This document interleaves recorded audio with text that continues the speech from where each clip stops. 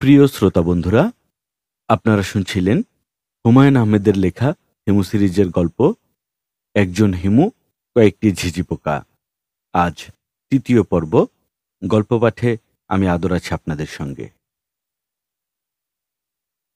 আমার কি উচিত মানুষের সব কথা বিশ্বাস করা? তর্কে যাকে পাওয়া যায় না তাকে পাওয়া যায় বিশ্বাসে। তর্ক হলো আগুনের মতো, যে আগুনের কাছে এলে বিশ্বাস বাষ্পের মতো উড়ে যায়। মালিহা খালার বাসা থেকে বের হলাম মন খারাপ করে। খালা এবং তার স্বামী দুজনে মিলে আমাকে বোকা বানিয়েছে। মন খারাপটা সে কারণে না, অন্য কোনো কারণে, যা আমি ধরতে পারছি না। মাথার মধ্যে একই খটকা ঢুকে গেছে, অস্থির বোধ করছি। মনে হচ্ছে কোনো বড় ধরনের সমস্যা আমার জন্য অপেক্ষা করছে। মন বসছে না, কোনো কিছুতেই মন বসছে না। অস্থিরতা বিষয়ে আমার বাবা অ্যালার্জিক ছিলেন। পুত্রের প্রতি যেসব উপদেশ রেখে গেছেন তার একটি অস্থিরতা বিষয়ক। কখনো কোনো অবস্থাতে অস্থির হইবে না। পৃথিবী সূর্যের চারিদিকে ঘূর্ণায়মান। এই ঘূর্ণিতে তুমি কখনো অস্থিরতা পাইবে না। তুমি পৃথিবীর স্বভাব ধারণ করিবে। মানুষ বাদ্যযন্ত্রের মতো, সেই বাদ্যযন্ত্র নিয়ত সঙ্গীত তৈরি করে। অস্থির বাদ্যযন্ত্র সঙ্গীত সৃষ্টিতে অক্ষম। কাজেই তোমার জন্যে অস্থিরতা নিষিদ্ধ ঘোষণা করা হইল। আমি জানি ইহা জগতের কঠিনতম কর্মসমূহের একটি। বাবা হিমু, কাউকে কাউকে তো কঠিনতম কর্মগুলি করিতে হইবে। আমি পাঞ্জাবির পকেটে হাত দিলাম। পকেটবিহীন পাঞ্জাবিগুলিতে আমি এখন বিরাট বিরাট পকেট লাগিয়েছি। যখন চলাফেরা করি, পকেট ভর্তি জিনিসপত্র নিয়ে চলাফেরা করি। এই মুহূর্তে আমার পকেটে মোবাইল টেলিফোন ছাড়া আর যেসব জিনিসপত্র আছে তা হচ্ছে একটা দেশলাই, সিগারেটের খালি প্যাকেট। সিগারেট শেষ হয়ে গেছে, প্যাকেটটা ফেলা হয়নি, পকেটে রেখে দিয়েছি। একটা মোমবাতি, বড় সাইজের মোমবাতি, ৫ টাকা করে পিস। মোমবাতিটা খুব কাজে লাগে। রাতে কোনো বাসায় গিয়েছি, লোডশেডিংয়ের কারণে কারেন্ট চলে গেল। অমনি ম্যাজিশিয়ানদের মতো পকেট থেকে মোমবাতি বের করলাম। এক শিশি আতর। আতরের নাম মেসকাতে আম্বর। বিসমিল্লা হোটেলের মালিক দয়াল খা উপহার হিসেবে আমাকে দিয়েছেন। অতি উৎকষ্ট গন্ধ। দয়াল খা বলেছেন, বিশেষ বিশেষ সময়ে এই গন্ধ অপূর্ব লাগে। বিশেষ সময় বের করার জন্যেই এই আতরটা দরকার। একটা হ্যান্ডবিল। পিজি হাসপাতালের সামনে দিয়ে যাচ্ছিলাম। বোরকা পরা এক মহিলা হাতে হ্যান্ডবিল ধরিয়ে দিলেন। অনেক মানুষের হাতে হ্যান্ডবিল ধরিয়ে দেবার কাজটা বোরকা পরা মহিলারা করেন না। ইনি করেছেন দেখে ভালো লেগেছে বলে হ্যান্ডবিল রেখে দিয়েছি। হ্যান্ডবিলে জৈনক দেওয়ান কফিল উদ্দিন জানাচ্ছেন যে তিনি গ্যারান্টি সহকারে ক্যান্সারের চিকিৎসা করেন। হ্যান্ডবিলটা রেখে দিয়েছি, যদি কখনো সুযোগ হয় এই মহান চিকিৎসকের সঙ্গে কথা বলবো। পকেট থেকে দেশলাই বের করে আমি অপেক্ষা করছি। রাস্তা পার হয়ে একজন আমার দিকে আসছেন। তার হাঁটার ভঙ্গি বলে দিচ্ছে তার পকেটে সিগারেট আছে, কিন্তু দেশলাইয়ের অভাবে ধরাতে পাচ্ছেন না। খুবই আশ্চর্যজনক ব্যাপার হচ্ছে, নিশিরাতে যারা চলাফেরা করে তাদের বেশিরভাগেরই সঙ্গে দেশলাই বা লাইটার থাকে না। ব্রাদার, আগুন হবে? আমি দেশলাই দিলাম। তিনি সিগারেট ধরালেন। বিচারকের মতো দৃষ্টিতে আমাকে দেখলেন। আমিও তাকে দেখলাম। মুখে হালকা বসন্তের দাগ, ছোট ছোট চোখ। আশ্বিন মাস হলেও চাদর গায়ে দেবার মতো শীত না, কিন্তু তিনি বেশ ভারী একটা চাদর গায়ে দিয়ে আছেন। ভদ্রলোক দেশলাইটা নিজের পকেটে রেখে কিছুই হয়নি ভঙ্গিতে যেদিক থেকে এসেছিলেন সেদিকে রওনা হলেন। আমি তাকে বললাম না, ভাই, দেশলাইটা ফেরত দিয়ে যান। ঢাকা শহরের রাত্রের রাস্তায় কিছু মানুষ চলাফেরা করে যাদের কখনোই কিছু বলতে হয় না, তবে এরা আরেকটু রাত করে নামে। ইনি সকাল সকাল নেমে পড়েছেন। ট্রাকের পেছনে সাবধানবাণী থাকে, ১০০ হাত দূরে থাকুন। এদের গায়ে কোনো সাবধানবাণী লেখা থাকে না, তারপরও এদের কাছ থেকে ৫০০ হাত দূরে থাকতে হয়। আমার মন অস্থির হয়ে আছে বলেই বোধহয় লোকটার পেছনে পেছনে যেতে ইচ্ছা করছে। ঘাতক ট্রাকের পেছনে যে ছোট্ট বেবি ট্যাক্সি থাকে তার স্পিডও একসময় বেড়ে যায়। সে চলতে থাকে ট্রাকের পেছনে মাডগার্ডে গা লাগিয়ে। হিমু ভাই না? আমি ঘাড় ঘুরিয়ে দেখি মুসলিম মিয়া, আমার অতি পরিচিত একজন। সাইজে ছোটখাটো পর্বত। বছর ৫ আগে যে মেসে ছিলাম তার বাবুর্চি ছিল। আগুনের আঁচ সহ্য হয় না বলে বাবুর্চির কাজ ছেড়ে ব্যবসায় নেমেছিল। ফ্লাক্সে করে চা বেচা, ভ্রাম্যমান টি স্টল। হাঁটাহাঁটিতে শরীর একটু কমবে এই দুরাশাও ছিল। বাংলাদেশের এমন কোনো ব্যবসা নেই যা সে করেনি। গভীর রাতে যখন হাঁটাহাঁটি করছে তখন নিশ্চয়ই নতুন কোনো ব্যবসা। আমারে চিনছেন? আমি মুসলেম, ফ্লাক্সে করে চা বেচতাম। চিনেছি। করেন কি? কিছু করি না। তোমার এখন কিসের ব্যবসা? জিজ্ঞেস করেন না ভাইজান, লজ্জা পাবো। তো চুরি ডাকাতি না। পুরিয়া বিক্রি? ছি ভাইজান, নিশার জিনিস আমি বেচবো? আমার কথা বাদ দেন। আপনার দেখে মনে হইতেছে মতো অধ্যাত্মিক খারাপ। ঠিক ধরেছ। ঘটনা কি ভাইজান? একজন আমার দেশ লাইনে চলে গেছে, এই জন্যে মনটা খারাপ। মুসলিম পকেট থেকে দেশলাই বের করে আমার দিকে এগিয়ে দিতে দিতে বলল, ধরেন, এইটা সাথে রাখেন। আমি মুসলিম থাকতে আপনি দেশলাইয়ের মতো তুচ্ছ জিনিসের জন্য মন খারাপ করবেন? সিগারেট লাগবো? দাও। মুসলিম আমাকে সিগারেট দিল। আমাকে আড়াল করে নিজেও একটা ধরালো। আমি বললাম, বৃষ্টি হবে মুসলিম? মুসলিম আকাশের দিকে তাকিয়ে বলল, আসমান ফকফকা, বৃষ্টি হইব না। আমার মন বলছে হবে। আপনার মন বললে অবশ্যই হবে। আপনার কথা ভিন্ন। প্রথম বৃষ্টিতে ভিজলে কি হয় জানো? যে না, পাপ কাটা যায়। শরীরের ধুলা ময়লার সঙ্গে পাপও ধুয়ে মুছে চলে যায়। ভাইজান, এইটা জানতাম না। আপনারে কে বলছে? কোনো মাওলানা সাহেব বলছেন? কোনো মাওলানা বলেননি। আমার এক খালু বলেছেন, আরেফিন সাহেব। তিনি অত্যন্ত জ্ঞানী। পৃথিবীর অনেক জ্ঞান তিনি হজম করে বসে আছেন। খালুর কাছে শুনেছি অস্ট্রেলিয়ার কিছু আদিবাসী আছে যাদের ধারণা প্রথম বৃষ্টিতে নগ্ন হয়ে স্নান করলে শরীরের ধুলো ময়লার সঙ্গে পাপও ধুয়ে চলে যায়। ন্যাংটা হইয়া গোসল? তবা আস্তাক ফিরুল্লাহ, বেশরম জাতি মনে হয়। শরমটা এক এক জাতির কাছে এক এক রকম। রেন ফরেস্টে কিছু মানুষ বাস করে, এরা নগ্ন হয়ে থাকে। কাপড় পরাটাকেই এরা শরম মনে করে। এরা মনে করে যে সুন্দর শরীর দিয়ে সৃষ্টিকর্তা এদের পৃথিবীতে পাঠিয়েছেন। কাপড় দিয়ে সেই শরীর ঢাকাটাই সৃষ্টিকর্তার অপমান। এইটাও কি আপনার খালুজান বলছেন? হুম। ভদ্রলোক বড়ই জ্ঞানী। উনার কথাটা আমার মনে ধরছে ভাইজান। আপনি আমারে নিয়ে গেলে একবার ওনার পা ছুঁয়ে কদমবুসি করব, দোয়া নিয়ে আসব। আচ্ছা, নিয়ে যাব। মুসলিম ছোট করে নিঃশ্বাস ফেলে বলল, প্রথম বৃষ্টি রাইতে নামলে ন্যাংটো হয়ে গোসল করতে কোনো অসুবিধা নাই। দিনে নামলে অসুবিধা। পুলিশ ধরে নেওয়া যাবে। তুমি কি ন্যাংটো হয়ে গোসলের কথা ভাবছ? মুসলিম দীর্ঘ শ্বাস ফেলে বলল, পাপ এত বেশি করছি ভাইজান যে কিছু পাপ কাটান দেওয়ান অতি প্রয়োজন। একবার পাপ কাটান দিলে আরো পাপ করণ যায়।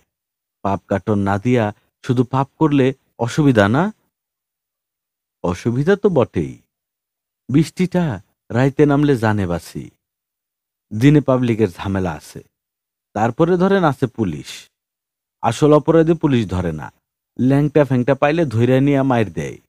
পুলিশ বড় জটিল জিনিস ভাইজান। মুসলিম চিহ্নিত চোখে আকাশের দিকে তাকালো। তার মুখে বেশ কয়েকবার পুলিশের কথা শুনে আমার মনে পড়ল জুয়ের বাবার কথা। সেখান থেকে জুয়ের কথা, বেলি ফুলের মালার কথা, অ্যাসোসিয়েশন অফ আইডিয়া, বেলি ফুলের মালা সঙ্গে নিয়ে জুয়ের সঙ্গে দেখা করার কথা। রাত কত হয়েছে কে জানে? ফুলের দোকান কি খোলা আছে? মুসলিম, জি ভাইজান। বাজে কয়টা? সাথে ঘড়ি নাই। তয় ভাইজান, রাত 12টার কম না। ঊর্ধ্ব রাত 2টার, নিম্নে 12টা। এত রাতে কি কোনো ফুলের দোকান খোলা আছে? ফুল দরকার? বেলি ফুলের 2টা মালা পাওয়া গেলে ভালো হতো। মুসলিম হাসি মুখে বলল, ঢাকা শহরে 3-4টা ফুলের দোকান আছে, সারা রাত খোলা থাকে। আমি বিস্মিত হয়ে বললাম, কেন? ধরেন দুপুরাইতে হঠাৎ কইরা একটা বিবাহ ঠিক হইল, ফুল দরকার, ফুল পাইব কই? বেলি ফুলের একটা মালার দাম 4 টাকা, রাত 3টার সময় হেই মালার দাম 15 টাকা, 3 গুণ লাভ। চলেন আপনারা মালা কিনা দিই, মালার দাম আমি দিব, রিকোয়েস্ট। ফুলের দোকান একটা না, বেশ কয়েকটা খোলা। মুসলিম আমাকে 2টা মালা কিনে দিল এবং নিজেও 10টা মালা কিনল। আমি বললাম, তুমি মালা দিয়ে কি করবে? মুসলিম উদাস গলায় বলল, কিছু করব না, শখ হইছে কিনে ফেলছি। শখের জন্যে মানুষে মানুষ খুন করে। আমি 10টা মালা কিনলাম। শখে মানুষ খুন করে? জি করে। আপনার সঙ্গে পরিচয় করায় দিব। নাম বাহাদুর। আপনি এখন যাইবেন কই? জুই নামের একটা মেয়ের বাড়িতে যাব, ধানমন্ডি। আমি আগাইয়া দিব? না, আগিয়ে দিতে হবে না। মুসলিম বিব্রত ভঙ্গিতে বলল, ভাইজান, বৃষ্টিতে গোসলের সময় ফুলের মালা কি সঙ্গে রাখা যায়? এইটা তো জানি না। ফুলের মালা তো আর কাপড় না, এইটা বোধহয় রাখা যায়। আমি ভাবতেছি ফুলের মালা গলায় দিয়ে যদি বৃষ্টির মধ্যে নামি। মুসলিম মিয়ার গলার স্বর বদলে গেল। সে ঘোর লাগা চোখে আকাশের দিকে তাকালো। বৃষ্টির প্রতীক্ষা। ধরা বৃষ্টিতে নগ্ন স্নানের ব্যাপারটা মুসলিমের মাথায় ঢুকে গেছে। ব্যাপারটা সে মাথা থেকে বের করতে পারছে না, বার করার চেষ্টাও করছে না, বরং উল্টো আরো ভালো মতো ঢুকানোর ব্যবস্থা করছে। এ ধরনের ব্যাপার আমি আগেও লক্ষ্য করেছি। হঠাৎ কোনো একটা ব্যাপার মানুষের মাথায় ঢুকে যায়, হাজার চেষ্টা করেও সে এটা বের করতে পারে না। আমি একজনকে জানি, যার মাথায় শিমুল গাছের লাল ফুল কি করে যেন ঢুকে গিয়েছিল। প্রথম দিকে সে শিমুল গাছ দেখলেই থমকে দাঁড়িয়ে যেত, মুগ্ধ গলায় বলতো, বাহ, কি সুন্দর লাল টকটকা ফুল। তারপর সে উচ্ছ্বসিত হতে শুরু করলো, বলতে শুরু করলো, গাছের মাথায় কি আগুন লাগছে? আগুন নিবাইতে দমকল লাগবো। যত দিন যেতে লাগলো শিমুল ফুল তার মাথায় ততই ঢুকে যেতে লাগলো। শেষের দিকে তার কাজ হলো শিমুল গাছের সঙ্গে কথা বলা। যখন ফুল ফোটার সময় না, তখন সে গাছের কাছে যাবে, গাছকে বলবে, হ্যালো বৃক্ষ, এই বছর মাথায় ঠিক মতো আগুন লাগাতে পারবি তো? দেখিস আগুন যেন ঠিকঠাক লাগে। ইজ্জত কা সওয়াল। গত বছর তোর আগুন জমে নাই, লালটা কমতি ছিল। তার আত্মীয় স্বজনরা নানান রকম চিকিৎসার চেষ্টা করল। শেষটায় রাঁচি মানসিক হাসপাতালেও নিয়ে গেল। ডাক্তাররা পরীক্ষা টরীক্ষা করে বললেন, কিছু করার নেই। তাকে দেশে ফিরিয়ে আনা হলো। ঘরে তালাবদ্ধ করে রাখা হতো। কোনো একটা সুযোগ পেলেই সে ঘর থেকে বের হয়ে শিমুল গাছের মগডালে বসে থাকত। শিমুল গাছ থেকে পড়ে গিয়ে ভদ্রলোকের মৃত্যু হয়। গভীর রাতে কোনো বাড়ির গেটের সামনে দাঁড়ালে দারোয়ান তরাক করে লাফ দিয়ে উঠে, অত্যন্ত সন্দেহজনক চোখে তাকায়। এই বাড়ির দারোয়ানরা তা করল না, কারণ এরা দারোয়ান না, পুলিশ। পুলিশ সাহেবের বাড়ি, পুলিশ পাহারা দেবে, এটাই স্বাভাবিক। পুলিশের আচরণ দারোয়ানের মতো হবে না, এটাও স্বাভাবিক। আমি গেটের সামনে দাঁড়াতেই দুজন পুলিশের একজন কাছে চলে এলো এবং খুবই ভদ্র গলায় বলল, কাকে চাচ্ছেন? আমি বললাম, এটা জুইদের বাড়ি না? আমি জুইয়ের কাছে এসেছি, দয়া করে একটু খবর দিন। বলুন হিমু। খবর দিতে হবে না, যান ভেতরে যান। পুলিশের ভাবভঙ্গি দেখে মনে হলো জুই আগেই গেটে বলে রেখেছে। পুলিশ গলা নিচু করে বলল, বসার ঘরের দরজা খোলা, সবাই আপনার জন্য বসে আছে। পুলিশের এই কথার অর্থ আমার কাছে পরিষ্কার হলো না। সবাই আমার জন্য বসে থাকবে কেন? জুই বসে থাকতে পারে, সবাই মানে কি? জুই এবং তার বাবা, পিতা ও কন্যা? আমি দরজা ঠেলে ঘরে ঢুকে ধাক্কার মতো খেলাম। রুদ্ধদ্বার বৈঠকের মতো পরিস্থিতি। 5 জন পুরুষ মানুষ বসে আছেন। একজনের গায়ে পুলিশের ইউনিফর্ম। মনে হচ্ছে অতি গোপন কোনো আলোচনা চলছে। সবাই আমার দিকে তাকিয়ে আছে। হঠাৎ ঘরে কেউ ঢুকলে সবাই তার দিকে তাকাবে, এটাই স্বাভাবিক। কিন্তু এক দৃষ্টিতে তাকিয়েই থাকবে, এটা স্বাভাবিক না। জুয়ের বাবা উঠে দাঁড়ালেন এবং আমার কাছে চলে এলেন। আমার সালাম আলাইকুম বলা উচিত, কিন্তু পরিস্থিতি এমন যে সামাজিক সৌজন্য না করলেও হয়। ভদ্রলোক শান্ত গলায় বললেন, জুই কোথায়? আমি মিষ্টি করে হাসলাম। সে হাসির অর্থ জুই কোথায় বলছি, এত অধৈর্য হচ্ছেন কেন? পরিস্থিতি এমন যে আমি যদি বলি জুই কোথায় তা তো জানি না, তাহলে শুরুতেই ভয়ঙ্কর কিছু হয়ে যেতে পারে। ঝড়ের প্রথম ঝাপটাটা মধুর হাসি দিয়ে সামলানো হলো। এখন দ্বিতীয় ঝাপটার প্রস্তুতি। ঝড়ের দ্বিতীয় ঝাপটা প্রথম ঝাপটার মতো শক্তিশালী হয় না, এবং দ্বিতীয় ঝাপটার জন্যে এখন আমার মানসিক প্রস্তুতি আছে, প্রথমটার জন্য ছিল না। জুয়ের বাবা বললেন, এসো, বসো। আমি গোলটেবিল বৈঠকে সামিল হলাম। জুইয়ের বাবা আমার দিকে ইঙ্গিত করে অন্যদের বললেন, এ হিমু। একসঙ্গে সবার চোখ শুরু হয়ে গেল, অর্থাৎ আমার নামের সঙ্গে এরা পরিচিত। জুইয়ের বাবা বললেন, হিমু, এখন বলো জুই কোথায়? কোনো হাকিং পাকিং না, স্ট্রেট কথা বলবে। মধুর হাসি দ্বিতীয়বার দেয়া ঠিক হবে কিনা আমি বুঝতে পারছি না। ঝড়ের দ্বিতীয় ঝাপটা শুরু হয়েছে। সমস্যা হলো, এই ঝাপটা প্রথমটার মতোই শক্তিশালী। আমি কি করব বুঝতে পারছি না। বড় ধরনের বিপদে প্রকৃতি নিজে হাল ধরে। এখানেও তাই হলো। হঠাৎ ইলেকট্রিসিটি চলে গেল। পুরো বাড়ি অন্ধকারে ডুবে গেল। বড়লোকদের বাড়িতে ইলেকট্রিসিটি চলে গেলেও সমস্যা হয় না। তাদের নানান ব্যবস্থা থাকে। জেনারেটর চালু হয়ে যায়, আইপিএস চালু হয়, একসঙ্গে অনেকগুলি চার্জ লাইট জ্বলে ওঠে। এখানে তা হচ্ছে না। অন্ধকার বাড়ি অন্ধকারই হয়ে আছে। একজন অতি বিরক্ত গলায় বলল, রাত 1টার সময় কিসের লোডশেডিং? কলকারখানা সবই তো এখন বন্ধ।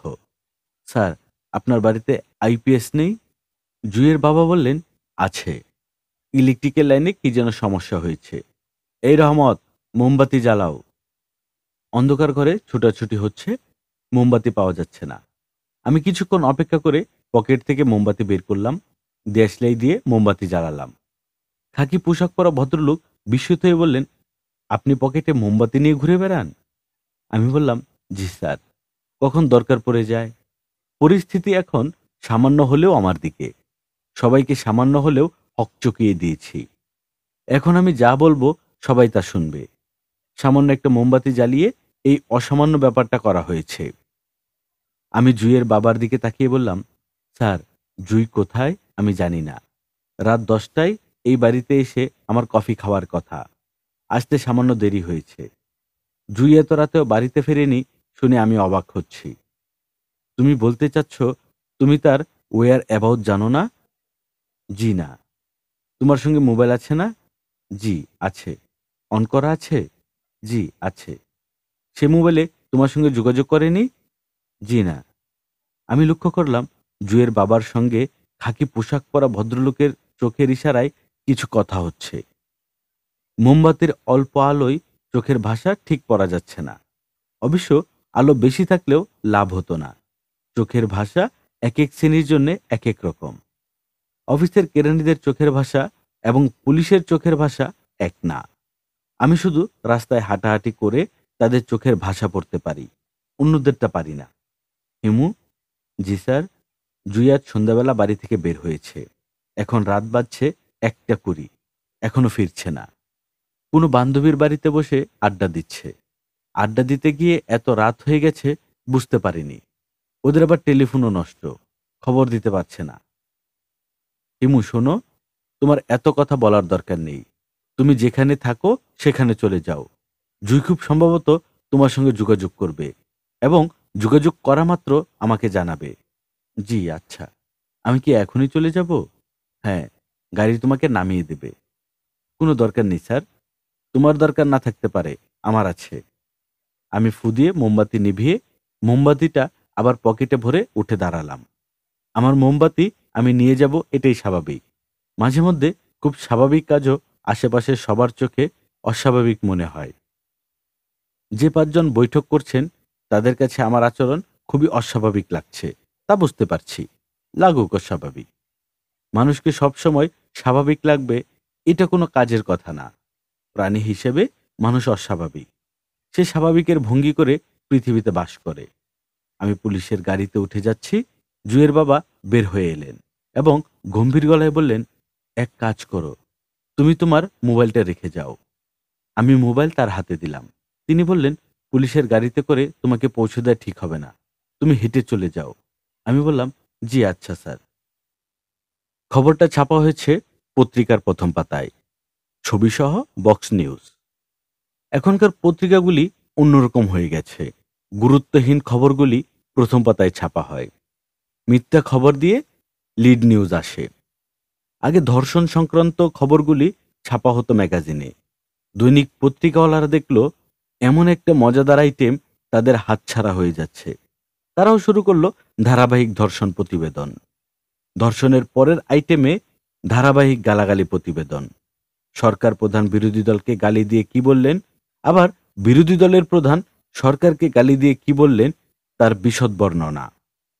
রাজনীতির খেলা যত জমে, পত্রিকাওয়ালাদের ততই রমরমা। রাজনীতিবিদরা তাদের খেলা খেলেন, পত্রিকাওয়ালারা খেলেন তাদের খেলা। তারা যে নিরপেক্ষভাবে খেলেন তা না। প্রতিটি পত্রিকার মালিক কোনো না কোনো রাজনৈতিকবিদদের থলিতে বসে খেলেন। এই সিন্ড্রোমের একটা নাম ক্যাঙ্গারু সিন্ড্রোম। ক্যাঙ্গারু ছানার মতো থলে বসে খেলাধুলা। আজকের প্রথম পাতায় বক্স করে ছাপা সংবাদটার সঙ্গে রাজনীতি জড়িত না, হিউম্যানিটি খানিকটা জড়িত বলে খবরটা দুবার পড়লাম। পত্রিকা পড়া আমার কাজ না। আজকের কাগজটা কিনেছি জুইয়ের কোনো খবর পত্রিকায় উঠেছে কিনা দেখার জন্যে। পুলিশ কর্মকর্তার কন্যা নিখোঁজ, এই শিরোনামে পত্রিকাওয়ালারা কিছু লিখেছে কি? কন্যা নিখোঁজ আইটেমে ধর্ষণের মতো ইন্টারেস্টিং না হলেও খারাপ না, এই জাতীয় কোনো খবর নেই। তবে অন্য খবর আছে। প্রথম পাতায় সেই খবর পেয়ে আমার চক্ষু স্থির হয়ে গেল। তপ্ত নগরীতে প্রথম বৃষ্টিধারা, একদল নগ্ন মানুষের উলঙ্গ নৃত্য, নিজস্ব প্রতিবেদন। দীর্ঘ দাবদাহের পর গতকাল রাজধানীতে শান্তির বারিধারা ঝরেছে। রাত ১টার দিকে হঠাৎ আকাশ মেঘাচ্ছন্ন হয়ে পড়ে, তুমুল ঝড়ো বাতাস বইতে থাকে। কিছুক্ষণের মধ্যেই মুষলধারে বর্ষণ শুরু হয়। দাবদাহে অতিষ্ঠ মানুষের মনে নেমে আসে প্রশান্তি। এই সঙ্গে নিউ পল্টন এলাকায় একটি অদ্ভুত দৃশ্যের অবতারণা ঘটে। জৈনক বিশালবপু মুসলেম মিয়ার নেতৃত্বে একদল মানুষ বৃষ্টিতে সম্পূর্ণ দিগম্বর হয়ে নাচতে শুরু করে। তাদের প্রত্যেকের গলায় ছিল বেলি ফুলের মালা। তাদের উদ্দাম নৃত্য দেখে আতঙ্কিত কিছু মানুষ পুলিশে খবর দেন। পুলিশ অকুলস্থলে উপস্থিত হওয়া মাত্র নৃত্যরত নগ্ন দলের সবাই ছত্রভঙ্গ হয়ে পলায়ন করে।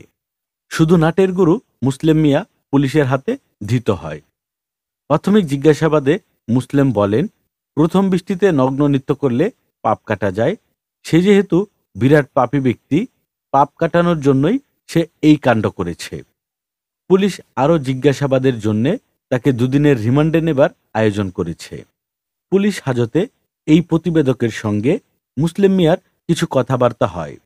প্রতিবেদককে সে জানায়, প্রথম বৃষ্টিতে নগ্ন স্নান করার ফলে সে এখন সম্পূর্ণ নিষ্পাপ। এমন নিষ্পাপ অবস্থাতেই সে পৃথিবী থেকে বিদায় নিতে চায়। প্রতিবেদকের সঙ্গে কথা বলার সময় তাকে সম্পূর্ণ সুস্থ এবং স্বাভাবিক মনে হচ্ছিল। উল্লেখ্য, প্রতিবেদকের সঙ্গে কথাবার্তা চলাকালীন পুলিশ কর্তৃপক্ষ তাকে পরিধানের জন্য একটি লুঙ্গি দিলে সে তা প্রত্যাখ্যান করে। ঘটনাটি জনমনে চাঞ্চল্যের সৃষ্টি করেছে। আগামীকাল মুসলেম মিয়া এবং তার জীবন দর্শন নিয়ে আমরা একটি সম্পূর্ণ প্রতিবেদন পাঠক পাঠিকাদের উপহার দেব। প্রতিবেদন পড়ে আমি হিমু কিছুক্ষণ ঝিমু হয়ে বসে রইলাম। পত্রিকাওয়ালারা মুসলেম মিয়াকে নিয়ে যে হইচইটা করবে তা চোখের সামনে দেখতে পাচ্ছি। প্রতিবেদনের পর প্রতিবেদন প্রকাশিত হবে। একদল মানুষের কাছে সে রাতারাতি আধ্যাত্মিক ক্ষমতাসম্পন্ন সাধক হিসেবে গ্রহণযোগ্য হয়ে যাবে। তাকে নিয়ে নানান ধরনের বিস্ময়কর খবর রটতে থাকবে। একটা সময়ে রাজনীতিবিদরা, মন্ত্রীরা, বড় বড় আমলারা গভীর রাতে গোপনে গাড়িতে করে তার কাছে আসতে শুরু করবেন। কারণ ন্যাংটা বাবার দোয়া তাদের দরকার। পুলিশ দু একদিনের মধ্যে আমাকে এসে ধরে নিয়ে যাবে, এই আশঙ্কাও আমি উড়িয়ে দিচ্ছি না। মুসলিম মিয়া আমার নামটা পুলিশের কাছে বললেই আমি ফেঁসে যাব। পুলিশ জোর তদন্ত শুরু করে দিবে। যে কোনো হাস্যকর ব্যাপারে জোর তদন্ত চালাতে পুলিশ বড়ই ভালোবাসে। আমার মনে ক্ষীণ সন্দেহ হতে লাগলো, আজই আমাকে পুলিশ ধরবে। ঘণ্টা তিনেকের মধ্যেই পুলিশের জিভ এসে উপস্থিত হবে। এটাকে সিক্স সেন্স বলবো কিনা বুঝতে পারছি না। সিক্স সেন্স হোক আর সেভেন সেন্সই হোক, হাজতে যেতে হলে তার জন্য প্রস্তুতির প্রয়োজন আছে। বাথরুম সারতে হবে বড়টা। সাজতে হাজতে নেবার সঙ্গে সঙ্গে প্রথম যে জিনিসটা পায় তার নাম বড় বাথরুম। হাজতের বাথরুমের ব্যবস্থা নেই। বাথরুম পেলে গার্ড পুলিশের কাছে অনেকক্ষণ ধরে হাত কাচলাতে হয়। নরম গলায় অনেক আবেদন নিবেদন করতে হয়। গার্ড সাহেবরা দয়া হলে হাজতের ঘর খুলে তিনি বাথরুমে নিয়ে যান। মাথার চুল কাটতে হবে, সবচেয়ে ভালো মাথাটা কামিয়ে ফেললে। চুল বড় বড় থাকলে খুবই গরম লাগে। তার চেয়ে বড় কথা, প্রথম রাত কাটিয়ে দ্বিতীয় রাতে পার হলেই মাথা ভর্তি হয়ে যায় উকুনে। উকুনগুলি বাইরে থেকে আসে না এক রাতেই মাথায় গজায়, এই রহস্যের মীমাংসা আমি এখনো করতে পারিনি। হাজতি উকুনের আরেকটা মজার ব্যাপার হচ্ছে, হাজত থেকে ছাড়া পাবার সঙ্গে সঙ্গে উকুনও চলে যায়। হাজতি উকুন মনে হয় হাজত ছাড়া অন্য কোনো পরিবেশে বাঁচে না। আমি হাজতবাসের প্রস্তুতি নিয়ে বড় বাথরুম সারলাম। রাস্তার পাশে ইটালিয়ান সেলুন থেকে ৩ টাকা দিয়ে মাথা নেড়া করলাম। নাপিত আবার মাথা নেড়ার পর কিছুক্ষণ মাথা মালিশ করে দিল। যে উৎসাহের সঙ্গে নাপিত মাথা মালিশ করল, তাতে মনে হলো মাথা মালিশ করে সে খুবই মজা পেয়েছে। মেসে ফিরে দেখি পুলিশ এসে গেছে। একজন সাব ইন্সপেক্টর ক্রুদ্ধ ভঙ্গিতে আমার ঘরের সামনে পায়চারি করছেন। তিনি আমাকে দেখেই প্রায় হুঙ্কার দিলেন। ভুল ইংরেজিতে বললেন, ইউ নেম হিমু? আমি বললাম, yes sir, I name Himu. তিনি দ্বিতীয়বার হুঙ্কার দিলেন। এবারের হুঙ্কার খাঁটি বাংলা ভাষায়, চল থানায় চল। আমি সঙ্গে সঙ্গে বললাম, স্যার চলুন। থানায় ওসি সাহেব আমার পূর্ব পরিচিত, নাম রাকিব উদ্দিন, চাঁদপুরে বাড়ি। বছর ২ আগে তিনি কিছুদিন আমাকে হাজতে রেখেছিলেন। অত্যন্ত উগ্র মেজাজের মানুষ, তবে শেষের দিকে তার সঙ্গে আমার খুবই খাতির হয়ে গিয়েছিল। সেই খাতির এখন কাজ করার কথা না। পুলিশ বড়ই বিস্মরণ প্রিয়, তারা অতীত মনে রাখে না।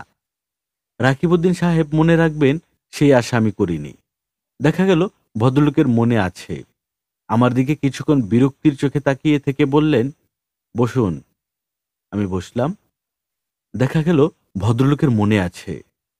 আমার দিকে কিছুক্ষণ বিরক্তির চোখে তাকিয়ে থেকে বললেন, বসুন। আমি বসলাম। যে সেকেন্ড অফিসার আমাকে ধরে নিয়ে এসেছেন, রাকিবউদ্দিন সাহেব তার দিকে তাকিয়ে আগের চেয়েও বিরক্ত করায় বললেন, হ্যান্ডকাফ লাগিয়েছেন কেন? হ্যান্ডকাফ লাগানোর দরকার ছিল না, খুলে দিন। আমার হ্যান্ডকাফ খুলে দেওয়া হলো। ওসি সাহেব চা দিতে বললেন। চা দেওয়া হলো। সিগারেটের প্যাকেট এবং দেশলাই আমার দিকে বাড়িয়ে দিলেন। আমি সিগারেট ধরালাম। রাকিবউদ্দিন এবার আমার দিকে ঝুঁকে এসে বললেন, আজই মাথা কামিয়েছেন? আমি বললাম, জি। মাথা কামিয়েছেন কেন? পুলিশের লোকজন সত্যি কথা কখনোই গ্রহণ করতে পারে না। উদ্ভট মিথ্যা তারা খুবই আন্তরিকতার সঙ্গে গ্রহণ করে। মাথা কেন কামিয়েছি এই সত্য বলে লাভ হবে না, নানানভাবে পেঁচাবে। মাথা কামানো নিয়ে ঘণ্টাখানিক কথা বলতে হবে, তার চেয়ে মিথ্যা বলাই ভালো। আমি বললাম, আজ একটা বিশেষ দিন, বৌদ্ধ পূর্ণিমা। এই পূর্ণিমায় মহামতি সিদ্ধার্থ মস্তক মুণ্ঠন করে গৃহত্যাগ করেন। তাকে স্মরণ করে এই কাজটা করেছি। এখন স্যার বলেন, আপনি কেমন আছেন? ওসি সাহেব রিসোর্স গলায় বললেন, ভালো আছি। আমাকে কেন আনিয়েছেন জানতে পারি কি স্যার? হ্যাঁ, জানতে পারেন। কিছু জিজ্ঞাসাবাদ করব। মুসলিম মিয়া সম্পর্কে? কোন মুসলিম মিয়া? খবরের কাগজে যা নিউজ ছাপা হয়েছে, নাঙ্গো বাবা। ওসি সাহেব আগ্রহের সঙ্গে বললেন, মুসলিম মিয়াকে চেনেন নাকি? জি চিনি। রাকিবউদ্দিন সাহেব বিস্ময়ের সঙ্গে বললেন, বলেন কি? তার গলার আগ্রহ থেকেই বোঝা যাচ্ছে নাঙ্গো বাবা ইতিমধ্যে প্রভাব ফেলতে শুরু করেছে, তাকে নিয়ে গল্পগুজব ছড়াচ্ছে। আমি সিগারেটে লম্বা টান দিয়ে বললাম, সামান্য পরিচয় আছে। কোথায় পরিচয়? আমি রাত বিরাতে হাঁটি তো, সেখানেই দেখা। লোকটার আধ্যাত্মিক ক্ষমতা তো প্রচণ্ড। তাই নাকি? হ্যাঁ, প্রচণ্ড। অন্তর্ভীতি দৃষ্টি। যখন তাকায় তখন মনে হয় মনের ভেতর যা আছে সব পড়ে ফেলেছে। তারপর অদ্ভুত ভঙ্গিতে হাসে, ঠান্ডাটায় হাসি। এরকম হাসি আমি কাউকে হাসতে দেখিনি। সে কি এই হাজতেই আছে? না, উনি আছেন ধানমন্ডি থানায়। ওসি সাহেব আমার দিকে আরো খানিকটা ঝুঁকে এসে গলা নামিয়ে ফিসফিস করে বললেন, খুবই স্ট্রেঞ্জ একটা ঘটনা। আপনাকে না বললেও পাচ্ছি না। ধানমন্ডি থানায় ওসি সাহেবের এক শালী মেনস্ট্রেন টাইমে তার প্রচণ্ড ব্যথা হয়। মাঝে মধ্যে অজ্ঞান হয়ে যায়। তার ব্যথা উঠেছে। ওসি সাহেব কি মনে করে মুসলিম সাহেবকে ঘটনা বললেন। শুনে মুসলিম সাহেব হো হো করে হেসে উঠলেন। আর সঙ্গে সঙ্গে সেই মেয়ের ব্যথা চলে গেল। ও, এইভাবে ও বললেন কেন? বিশ্বাস হচ্ছে না? ধানমন্ডি থানার ওসি সাহেব নিজের মুখে ঘটনাটা আমাকে বলেছেন। আমরা কি মুসলিম মেয়েকে নিয়েই কথা বলবো? অবশ্যই না। আসুন, যে জন্যে ডেকেছি এটা শেষ করি। তারপর আপনাকে নিয়ে মুসলিম সাহেবের কাছে যাব। আপনার সঙ্গে পরিচয় কেমন? খুবই খারাপ ধরনের পরিচয়। আমাকে দু চোখে দেখতে পারে না। একবার দাঁত টাত বের করে কামড়াতে এসেছিল। তাহলে থাক। এই ধরনের মানুষ অবশ্য খুব সামান্যতেই ভায়োলেন্ট হন। এদের ঘাঁটাতে নেই। আচ্ছা, এখন আসল কাজে আসি। তার আগে আরেক কাপ চা খেয়ে নেবেন? জি না। কয়েকটি প্রশ্নের জবাব দেবেন। মিথ্যার আশ্রয় নেবেন না। অনুমানে কিছু বলবেন না। প্রশ্নের উত্তর যদি জানা না থাকে বলবেন জানি না। জি, আচ্ছা। হাদিকে চেনেন? একজনকে চিনি, হাদিউজ্জামান খান। তক্ষকের মতো মুখ, লম্বা। তার চেহারার বর্ণনা দিতে তো আপনাকে বলিনি। তাকে চেনেন কিনা জানতে চেয়েছি। চিনি। তার সঙ্গে শেষ কবে দেখা হয়েছে? গত পরশু। কি কথা হয়েছে? কোনো কথা হয়নি। তাকে চিনেন, অথচ কথা হয়নি কেন? মালিয়া খালার বাড়িতে উনি ফ্যান নামাতে গেছেন। কাজে ব্যস্ত ছিলেন বলে কথা হয়নি। ফ্যান কি একা নামাচ্ছিল নাকি সঙ্গে কেউ ছিল? একজন ইলেকট্রিক মিস্ত্রি ছিল। ইলেকট্রিক মিস্ত্রির নাম? নাম জানি না। ইলেকট্রিক মিস্ত্রি বা কল সারাই মিস্ত্রি কিংবা টেলিফোনের মিস্ত্রি, এদের নাম সাধারণত জিজ্ঞেস করা হয় না। যে ইলেকট্রিক মিস্ত্রিকে হাদিউজ্জামানের সঙ্গে দেখেছিলেন, তাকে দেখলে চিনতে পারবেন? হ্যাঁ, পারবো। তাহলে একটু হাজতে আসুন। আইডেন্টিফাই করবেন। ইলেকট্রিক মিস্ত্রি ভয়ঙ্কর কিছু কি করেছে? সে একা করেনি, দুজনে মিলে করেছে। আচমকা খুন একজন করে, কিন্তু ক্যালকুলেটিভ মার্ডারের বেলায় অ্যাকাউন্টস লাগে। খুন করেছে হাদিউজ্জামান। ইলেকট্রিক মিস্ত্রি সালাম হলো তার অ্যাকোমেন্সিন। খুন হয়েছে কে? মালিহা বেগম, আপনার খালা হন সম্ভবত। আমি অবাক হয়ে রাকিবউদ্দিন সাহেবের দিকে তাকিয়ে রইলাম। আমার এক আত্মীয় খুন হয়েছে, এই খবরটা ওসি সাহেব আমাকে এখন দিচ্ছেন? খুন টুনের ব্যাপারগুলি পুলিশের কাছে এত গুরুত্বহীন? ওসি সাহেব বললেন, আপনার খালার খুন হবার খবর আপনি পাননি? জি না। কাগজে উঠেছে তো, কাগজ পড়েননি? খুন খারাপির নিউজগুলি আমি পড়ি না। এখন মনে হচ্ছে পড়া দরকার। আমার খালু আরিফিন সাহেব, উনি কোথায়? উনাকেও খুন করার চেষ্টা হয়েছে।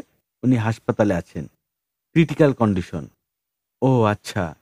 ওসি সাহেব বললেন, চলুন তো আমার সঙ্গে, সালামকে আইডেন্টিফাই করবেন। হাদি সাহেব কি হাজতে আছেন? হ্যাঁ, আছে। তবে জ্ঞান আছে বলে মনে হয় না। যে ডলা খেয়েছে তার খবর হয়ে গেছে।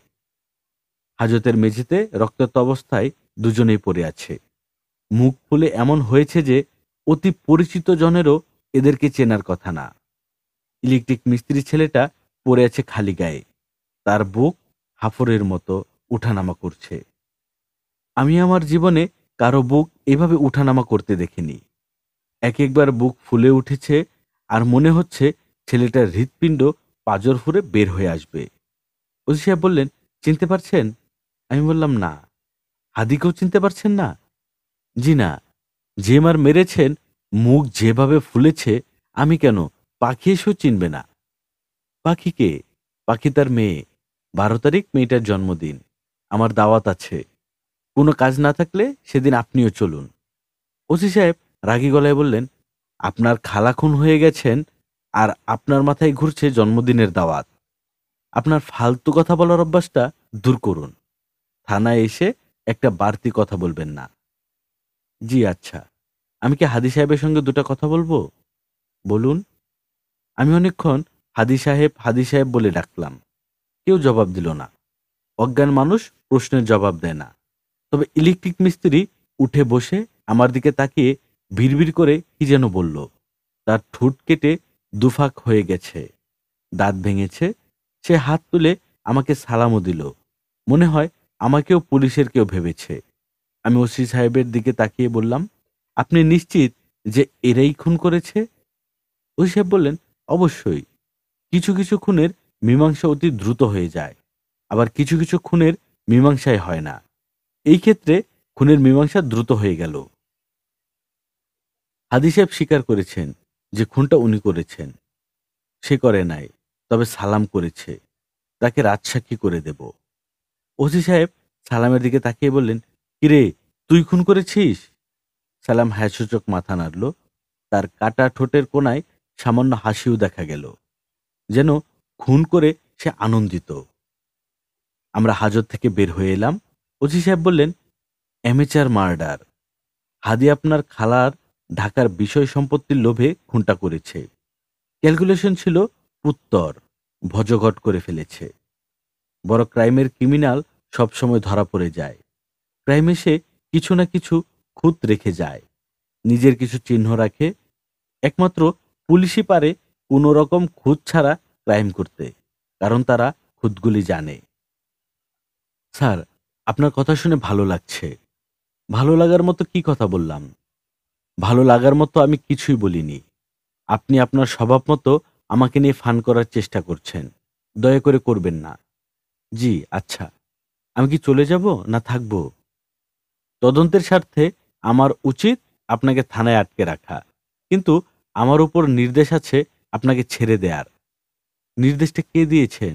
জুয়ের বাবা? হ্যাঁ, স্যারের নির্দেশ। জুয়ের এখনো কোনো খবর পাওয়া যায়নি? আমি জানি না। আমি কি টেলিফোনে একটু খোঁজ নিয়ে দেখব? রকিবউদ্দিন সাহেব কিছুক্ষণ ভাবলেন। তারপর টেলিফোন সেট আমার দিকে এগিয়ে দিলেন। আমি আমার মোবাইলে টেলিফোন করলাম। সঙ্গে সঙ্গে জুয়ের বাবার গলা শোনা গেল। তিনি অত্যন্ত আগ্রহের সঙ্গে বললেন, হ্যালো, হ্যালো, কে বলছেন? স্যার, আমি হিমু। ও, তুমি? জুয়ের কি কোনো খবর পাওয়া গেছে? না। টেলিফোন করেনি? না। আধ্যাত্মিক লাইনে চেষ্টা চালালে কেমন হয় স্যার? তার মানে খুবই উচ্চ শ্রেণীর এক সাধক ধানমন্ডি থানা হাজতে আছেন। তার নাম মুসলিম মিয়া। তবে এই নামে কেউ তাকে ডাকে না। এতে বেয়াদবি হয় এই জন্যই। কেউ কেউ তাকে ডাকেন নাঙ্গো বাবা, কারণ তিনি নগ্ন থাকেন। আবার কেউ কেউ ডাকেন বেলি বাবা, কারণ উনি সব সময় বেলি ফুলের মালা গলায় দিয়ে থাকেন। অদ্ভুত ব্যাপার কি জানেন স্যার? শীতকালে যখন বেলি ফুলের সিজন না, তখনও তার গলায় টাটকা বেলি ফুলের মালা দেখা যায়। বাবার কাছে একবার গিয়ে দেখলে হতো। আমি কি করব না করব তা আমি ঠিক করব। তোমাকে ভাবতে হবে না। জি, আচ্ছা। তুমি কোথা থেকে কথা বলছো? থানা থেকে। আমার এক খালা খুন হয়েছেন। পুলিশ এই জন্যে আমাকে ধরে নিয়ে এসেছে। তবে ওসি সাহেব বলেছেন ছেড়ে দেবেন। তুমি আর কিছু বলবে নাকি অর্থহীন বকবক করবে? যদি গুরুত্বপূর্ণ কোনো কথা না থাকে তাহলে টেলিফোনটা রাখো। আমি এই টেলিফোনের লাইনটা সবসময় খোলা রাখতে চাই। জি, আচ্ছা স্যার। আমি টেলিফোন নামিয়ে রাখলাম। ওসি সাহেবের কাছ থেকে বিদায় নিয়ে পথে নামলাম।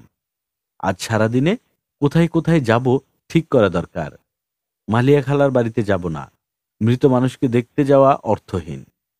এখানে দেখাটা হয় একতরফা। একজন দেখে, অন্যজন তাকিয়ে থাকে, দেখে না। আরিফিন খালু সাহেবকে অবশ্যই দেখতে যাব। জীবন মৃত্যুর মাঝখানে যারা থাকে তাদের দেখতে বড় ভালো লাগে।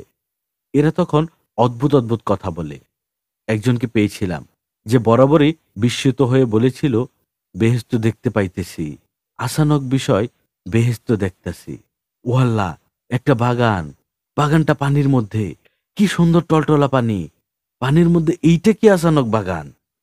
ঘর বাড়ি আছে, পানির রং বদলাইতেছে।